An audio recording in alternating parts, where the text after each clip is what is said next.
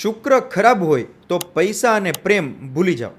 જય શ્રી કૃષ્ણ. લોકોને ઉપદેશ આપતા રહેવું અને જ્ઞાન વેચતા ફરવું પણ પોતે એ જ ભૂલો વારંવાર કરતા રહેવું એ દંભી લોકોની સૌથી મોટી નિશાની છે. અને જેમનો શુક્ર ખરાબ હોય છે એમનો આ સૌથી મોટો ફીચર્સ હોય છે. એટલે કે જો શુક્ર ખરાબ હોય તો તે વ્યક્તિ લોકોને વસ્તુઓ સમજાવતો રહેશે પણ એ જ ભૂલો પોતે કરશે. અને આ એવા લોકો છે જે પોતાના જીવનસાથીની દરેક વાતમાં ખામીઓ શોધે છે.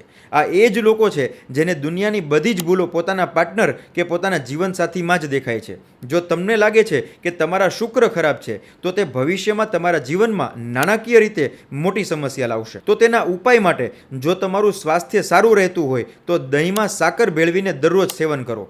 તમારા નાહવાના પાણીમાં થોડું દહીં ઉમેરીને એનાથી સ્નાન કરો અથવા તમારા શરીર ઉપર થોડું દહીં મસળીને પછી સ્નાન કરવું જોઈએ. શુક્રની આ સમસ્યાઓના ઉપચાર માટે આ સૌથી સચોટ ઉપાય છે. જય શ્રી કૃષ્ણ.